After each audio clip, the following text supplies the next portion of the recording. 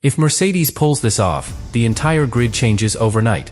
Because right now, while everyone is focused on races, points, and podiums, Toto Wolff is quietly targeting the one driver who can destroy the balance of power in Formula One. Max Verstappen. Not for next season. Not for headlines. For a calculated takeover in 2027. And here's the part nobody is talking about. Mercedes is already winning in 2026. They dominated Australia. They controlled China. Which means this move is not about fixing a weakness. It's about eliminating competition. But to make it happen, someone has to disappear. And that someone might be George Russell. Now here's where it gets dangerous. Verstappen is locked in until 2028. That's what everyone believes. But hidden inside that contract are exit doors, performance clauses, timing windows, legal gaps that only activate under very specific conditions. Conditions that might already be forming. And with a rare break in the calendar right now, private conversations don't just become possible. They become inevitable. So the real question isn't if Mercedes wants Verstappen. They do. The real question is, has this plan already started? Subscribe now, because the final piece of this story changes everything. Mercedes didn't just win the first races of the season. They controlled them. From the first lights out in Australia, something felt different. Not lucky. Not chaotic. Precise. Russell looked calm. Sharp. Almost too comfortable. And then came China. A different track. Different conditions. Same result. Control. Antonelli steps in and suddenly wins. Not survives. Not benefits from chaos. Wins. And that's when people started asking the wrong question. They asked, is Mercedes back? But the real question was never that. The real question is, how far ahead are they already? Because when a team dominates early in a new era, it usually means one thing. They understood something others didn't. Something technical. Something structural. Something that gives them an advantage that won't disappear overnight. And here's where it starts to get uncomfortable. Because if Mercedes already has the fastest package, if their lineup is delivering, why would Toto Wolff even think about changing anything? Why risk breaking momentum? Why introduce instability again, after admitting it was a mistake before? That doesn't make sense. Unless this isn't about performance. Unless winning races right now isn't enough. And that idea changes everything. Because dominant teams don't think in races.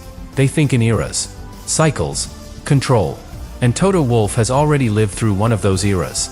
He knows exactly how fragile dominance can be. One regulation change, and everything disappears. One wrong decision, and you fall behind for years. So what do you do when you're finally back on top? You don't defend it. You lock it in. You make it untouchable. And that's where the next move begins. Because while Mercedes is winning on track, there is another battle happening off track. A silent one. A strategic one. And it revolves around one name. Max Verstappen. But this isn't just about signing the best driver on the grid. This goes much deeper. Because to understand why Mercedes would even consider this, you need to look at what's happening inside Red Bull. And that's where the real story starts to unfold. Red Bull doesn't look weak. Not on the surface. They still have the same name. The same structure. The same confidence in public. But underneath, things are shifting. And the first signal came long before this season even started. Leadership changed. A major figure left the team. A figure that had been part of Red Bull's identity for years. That alone doesn't destroy a team. But it creates something far more dangerous. Instability. Not visible. Not immediate. But real. And when that happens, drivers notice. Especially drivers like Verstappen. Because for him, this has never been about loyalty. It's about winning. Always has been. And his own camp has made that clear. He stays if the car is capable of winning. Simple. Cold. Non-negotiable. Now combine that with something else. The new regulations. 2026 was supposed to be a reset. New engines. New balance of power. New opportunities. But resets don't reward everyone equally. They expose weaknesses. And right now, Red Bull is in the middle of a massive gamble. Their own power unit project. Ambitious. Risky. Unproven. And if it works, they become unstoppable. But if it fails, everything collapses at once. Performance. Confidence. Momentum. And most importantly, Verstappen's belief in the project. This is the part most people underestimate. Because drivers don't wait for failure to happen. They anticipate it. They read signals early. They feel when something is off. And once that doubt appears, it doesn't go away. It grows. Race by race. Weekend by weekend. And we've already seen small signs. Frustration with the car.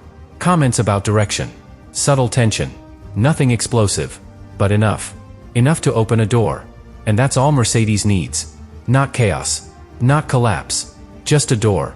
Because Toto Wolff doesn't need Red Bull to fall apart. He just needs Verstappen to start asking one question. What if there's a better option? And once that question exists, everything changes. Because now it's not about contracts anymore. It's about timing, opportunity, positioning. And this is where things become very calculated. Because even if Verstappen wants to leave, he can't just walk away. Not easily. Not publicly. Not without consequences. And that brings us to the most important piece of this entire story. The contracts. The clauses.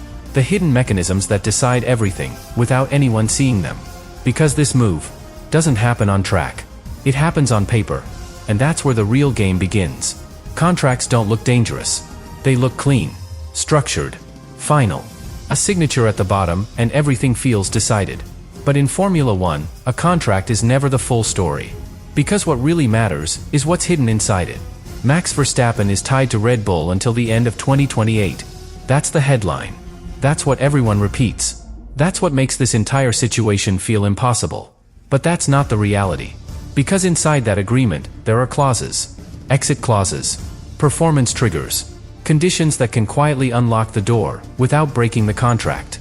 And here's the problem. Nobody knows the exact details. Not publicly. Not clearly.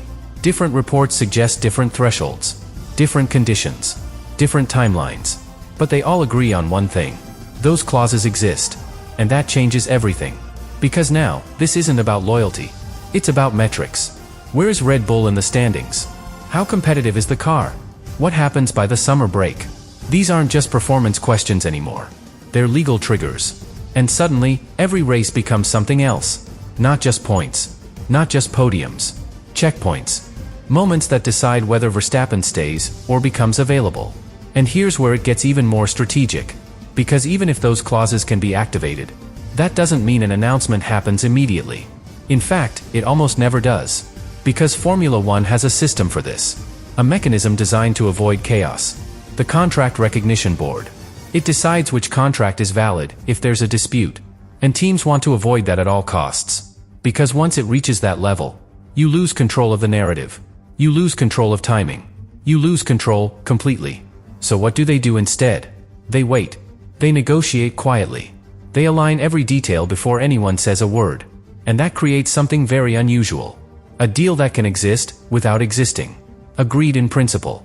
Prepared in silence. But not announced until it's legally untouchable. And that's why timing becomes everything. Not just if Verstappen can leave, but when it becomes safe to say it. Because say it too early, and you create a legal war. Say it too late, and you risk losing the opportunity. So there's only one window that makes sense. The moment where performance, contracts, and timing all align. And historically, that moment has a pattern. It builds quietly through the season. It peaks around the summer break. And then, suddenly, everything becomes official. But here's the detail most people miss. The decision doesn't happen in that moment. It happens months before. In conversations nobody sees. In meetings nobody reports. In moments like the one Formula One has right now. A gap in the calendar. Time away from the spotlight. Time to decide the future, without pressure. And if that decision has already been made, then what we're watching right now is not speculation. It's the early stage of something that's already in motion. Which leads to the most important question of all.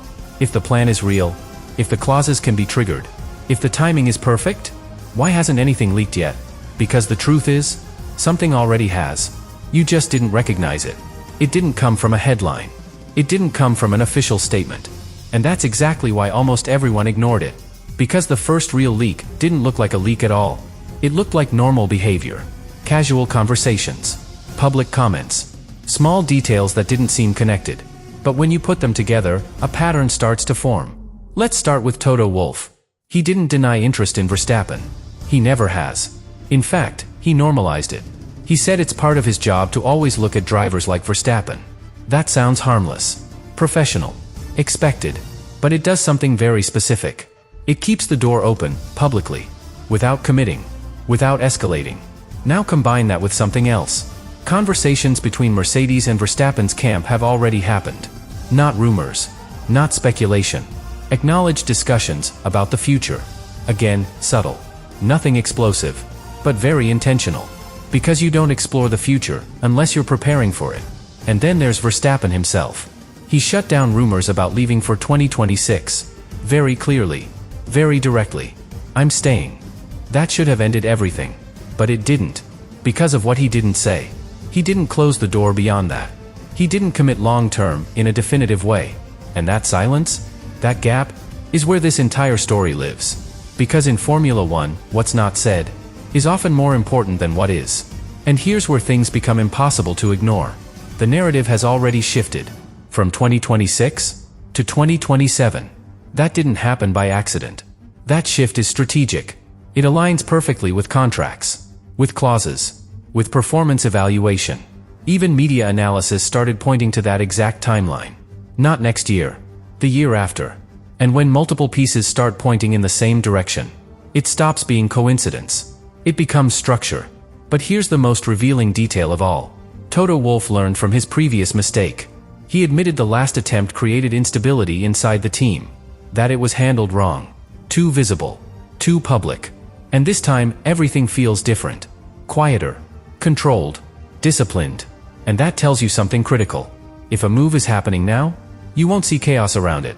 You won't see pressure. You won't see desperation. You'll see calm. Because the decision is already made, long before it becomes visible. And that brings us to the final layer. The part where everything connects. Because this isn't just about Verstappen. It's not just about Russell. It's not even just about Mercedes. It's about control of the next era of Formula One. And once you see that, every move suddenly makes sense. But the real answer, the one that explains everything, is still ahead.